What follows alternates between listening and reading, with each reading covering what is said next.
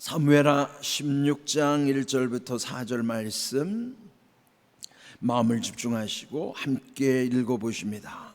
다윗이 마르턱을 조금 지나니 무비보셋의 종 시바가 안장 지은 두 나귀에 떡 200개와 건포도 100송이와 여름과일 100개와 포도주 한 가죽 부대를 싣고 다윗을 맞는지라. 왕이 시바에게 이르되 네가 무슨 뜻으로 이것을 가져왔느냐 하니 시바가 이르되 나귀는 왕의 가족들이 타게 하고 떡과 과일은 청년들이 먹게 하고 포도주는 들에서 피곤한 자들에게 마시게 하려 함이니이다. 왕이 이르되 네 주인의 아들이 어디 있느냐 하니 시바가 왕께 아뢰되 예루살렘에 있는데 그가 말하기를 이스라엘 족속이 오늘 내 아버지의 나라를 내게 돌리리라 하나이다 하는지라. 왕이 시바에게 이르되 무비보셋에게 있는 것이 다 네 것이니라 하니라. 시바가 이르되 내가 절하나이다. 내 주 왕이여 내가 왕 앞에서 은혜를 입게 하옵소서 하니라. 아멘. 인생은 끊임없이 많은 사람들과의 만남, 물론 그 만남이 좋은 만남일 수도 있고 또 안 좋은 만남일 수도 있어요. 또 사람을 잘 만나서 잘 되는가 하면은 잘못 만나서 망하는 경우도 적지 않아요. 지금 이 다윗이 그의 인생에 있어서 가장 힘든 시기를 겪고 있죠. 이 사무엘하 15장부터 16장, 17장, 18장까지 이 4장에 걸쳐서는 다윗이 피난을 가는, 도망가는 길이에요. 그러면 그것도 또한 자기의 아들 압살롬의 반역에 의해서 그 압살롬이 아버지 다윗을 죽이고 왕이 되려고 하는 것을 지금 실행하고 있는 중이거든요. 그래서 급히 이제 도망을 가는 길에 여러 사람들을 만나는 과정이 나와요. 이미 앞에서 본 15장에도 보면은 중요한 세 부류의 사람이 있었어요. 첫 번째는 이때라고 하는 사람. 네, 그는 600명의 사람들을 거느리고 와서 그래도 그는 이방의 사람이었음에도 원래 원 이스라엘 족속이 아니라 그 가드 사람이라고 그랬죠. 그러면은 블레셋 즉 이방 사람으로 이스라엘에 흘러 들어온 사람이죠. 그런데 그가 600명을 거느리고 와서 합류하는 정말 다윗에게는 큰 힘이 됐던 사람이었어요. 그 다음에 또 사독과 아비아달 그 제사장이 합류했을 때는 그들을 다시 그 압살롬에게로 돌려보내서 그 내부에서 일어나는 정보를 또 다윗에게 알려줄 수 있는 역할을 할 수 있게 했던 것이죠. 그리고 또 이제 15장 후반부에 보면은 후세라고 하는 다윗의 친구. 근데 그도 합류했지만은 다시 압살롬 밑으로 보내서 거기에서 그를 먼저 배신했던 아히도벨이라고 하는 사람의 계략을 무디게 만드는 역할을 하도록 한 것이죠. 그래서 이 앞에서 만난 이때와 또 이 사독 아비아달 그리고 이 후세라고 하는 사람들은 다윗에게는 얼마나 큰 힘이 되는지 몰랐어요. 정말로 중요한 다윗이 고통을 겪고 힘든 상황에서는 큰 힘이 됐던 인물들이었던 것입니다. 그에 반하여 이제 16장에 보면요, 안 좋은 인물들을 또 만나게 되는, 안 좋은 사람들. 그 중에 이제 오늘 읽은 4절까지 보면은요, 시바라고 하는 한 사람이 등장합니다. 이는 이미 9장에서도 등장했던 인물인데, 시바라는 사람은 직전에 사울 왕 가문의 사람이었어요.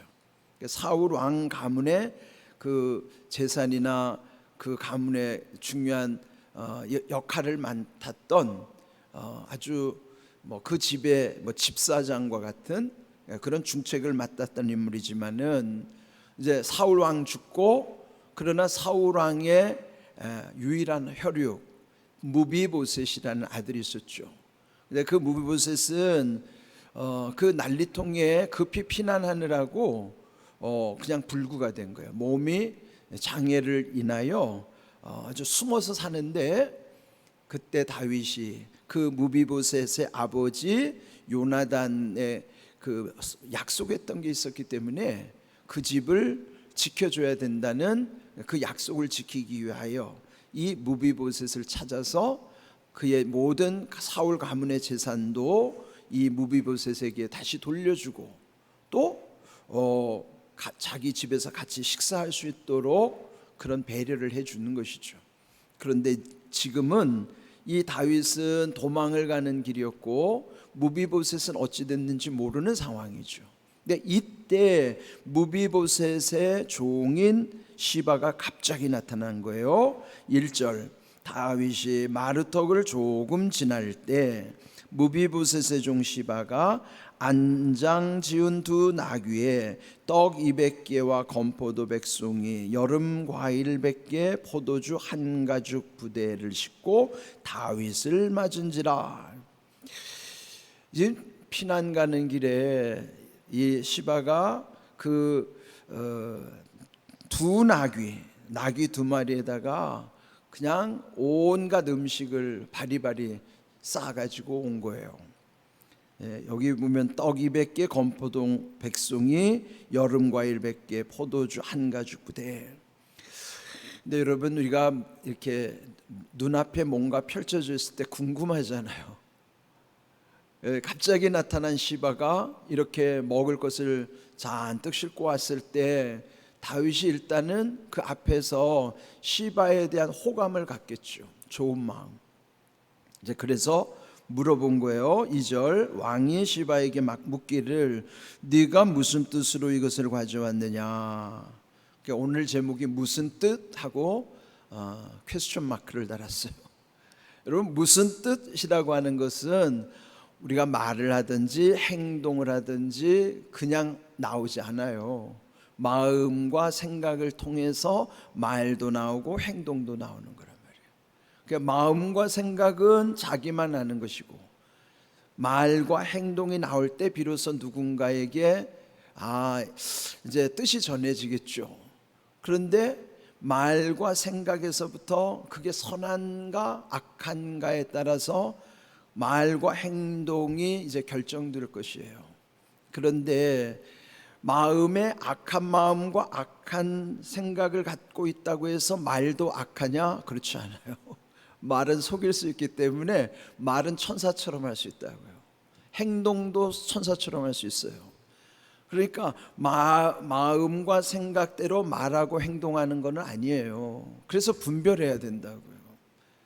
그가 말하는 것과 그가 행동하는 것이 처음에 보이는 것이 다가 아닌 거예요.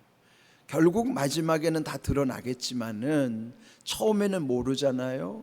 그러니까 처음에 말하는 것은 천사처럼, 지난주일 말씀처럼 마귀는 광명한 천사로 가장한다고 그랬잖아요. 그러니까 이 말하는 것, 그가 행동하는 것을 처음에 있는 그대로 믿으면 안 된다고요. 지난주에 설교의 내용이 강조점이 뭐예요? 1단 의심, 2단 조심이라고 그랬잖아요. 그러니까 1단 의심해야 돼요.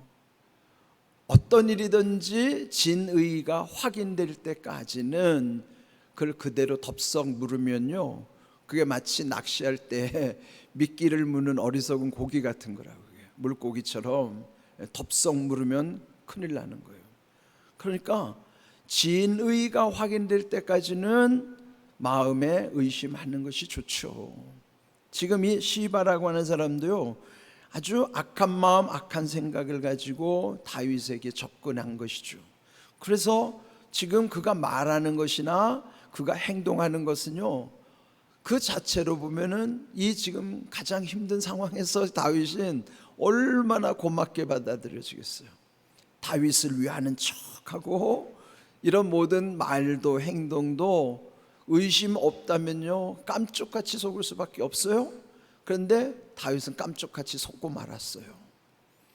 다윗 같은 사람도 그렇게 깜짝같이 속을 수 있다면 나 같은 사람은 어떻겠는가 말이죠. 그래서 우리는 이런 말씀 속에서 나를 비춰주는 거예요. 다윗도 함부로 아무 생각 없이 그가 하는 말, 그가 하는 행동을 그대로 믿었다가는 우리도 똑같이 당하는 거예요. 그래서 여러분 오늘 이 주신 말씀 속에서 무슨 뜻이냐 하는 거예요. 무슨 뜻? 그게 의도란 말이죠.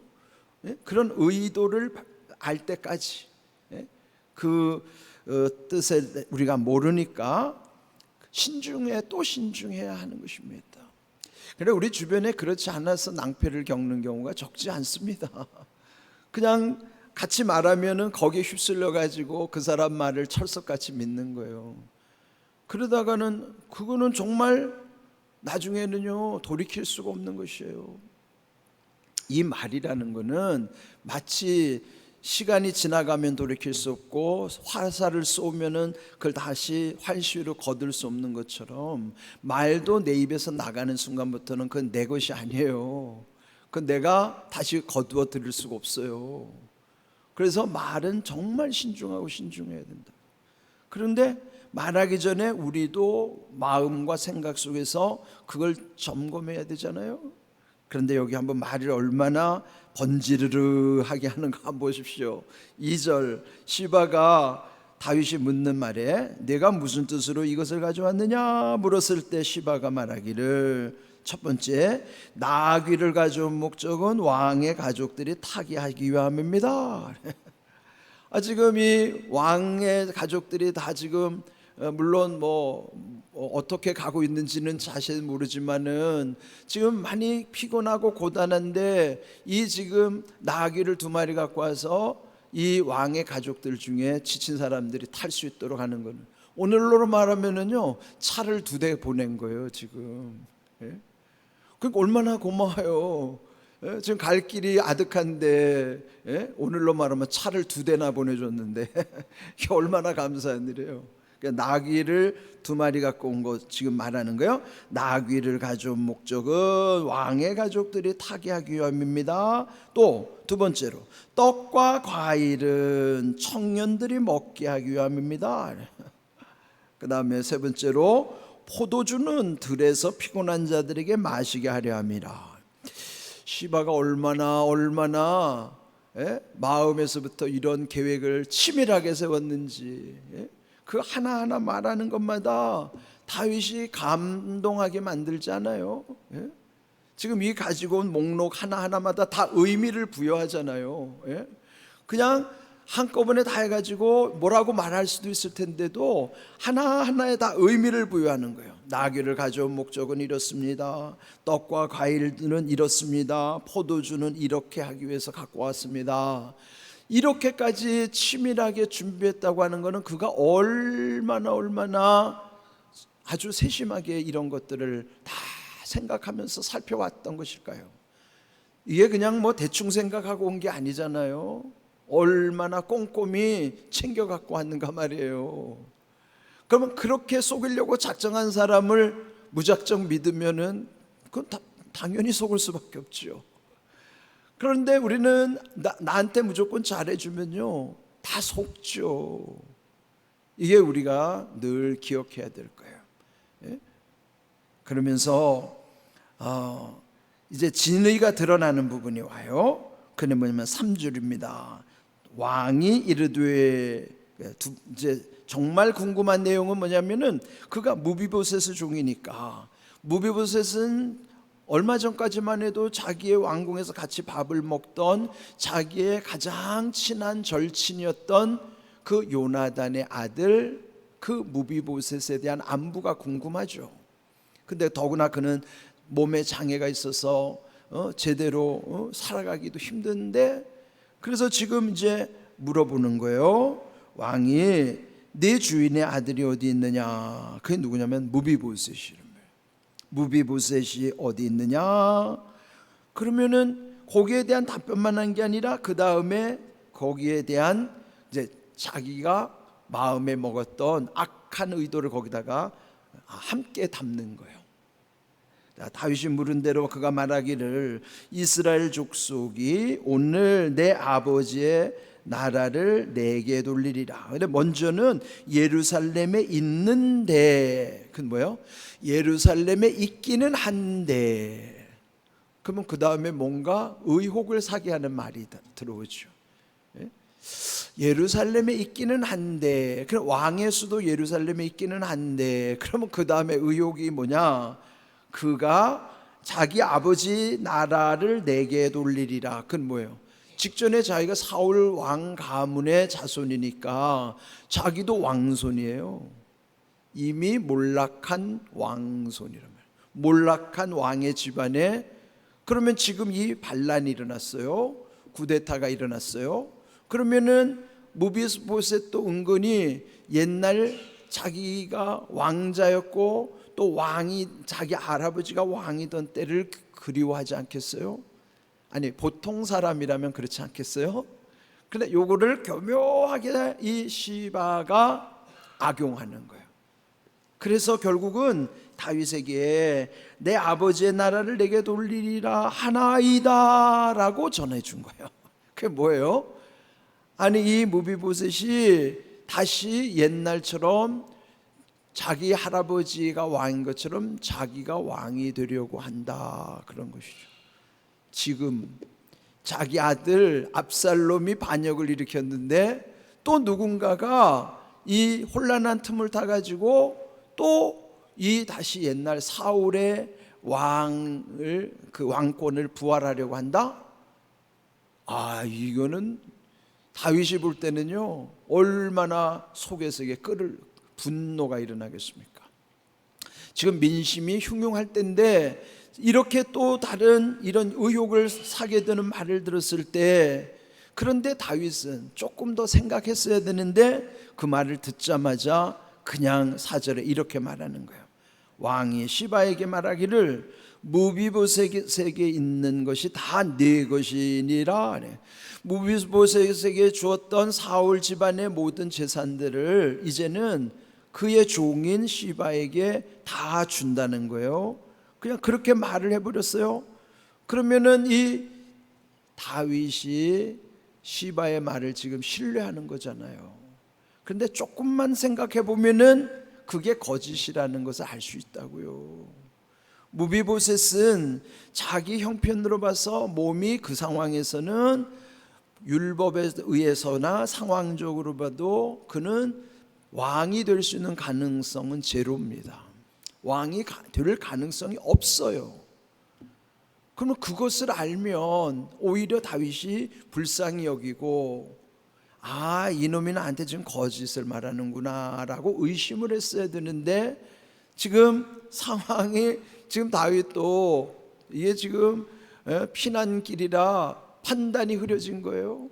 그래서 결국은 시바의 말만 철석같이 믿고 그냥 그대로 결정을 내려서 시바에게 재산을 주는. 근데 나중에 19장에 보면요, 다윗이 이제 이 압살롬의 반란이 진압되고 그 예루살렘으로 들어갈 때 제일 먼저 달려오는 사람이 무비보셋이에요. 그냥 왕이 갔다는데 자기는 씻지도 아니하고 금식하면서 아주 초라한 행색으로 가서 다윗 왕을 맞으러 가는 거예요. 그때 늦게서야 깨닫는 거예요, 이제 다윗이. 여러분, 우리가 보이는 게 다가 아닙니다. 들리는 게 다가 아니에요. 그래서 여러분, 우리가 뭐든지 너무 쉽게 말해도 안 되지만은요, 매사가 신중하고 또 신중해야 돼요. 다시 강조하지만 일단 의심하셔야 돼요. 그리고 이단 조심해야 됩니다. 왜냐하면 이단은 가장 큰 사기꾼이에요. 자, 우리 한번 야고보서 1장 19절 말씀 같이 읽어봅니다. 내 사랑하는 형제들아, 너희가 알지니 사람마다 듣기는 속히 하고 말하기는 더디하며 성내기도 더디하라. 형제들아, 너희가 알라 하는 것은 이건 반드시 알아야 되는 필수사항인 거예요. 여기 세 가지 강조하잖아요. 듣는 것은 속히 해야 된다. 그러니까 듣는 건 빨리 듣는 게 좋아요. 그런데 빨리 들었다고 해서 빨리 말하라는 게 아니라, 말할 때는 더디 말할 것이고, 또 지금처럼 이렇게 화가 나더라도 성내는 것, 화나는 것도 더디 하라 그러는 거예요. 속히 해야 할 것과 더디 해야 될 거 있어요. 그거를 잘 분별하는 것, 그것도 지혜입니다. 오늘 주신 말씀처럼 우리가 쉽게 판단하면은 그르치기 쉽고 실수하거나 실언을 하게 되기가 쉽습니다. 여기에 야고보서 1장 19절 말씀처럼 반드시 알아야 되는 성도들이 지켜야 되는 준수사항, 그것은 말은 듣는 것은 속히 하되 말하는 거나 성내는 것은 더디해라. 그건 뭐예요? 분별하면서 해야 된다. 그래야 실수하지 않는다. 그런 내용이에요.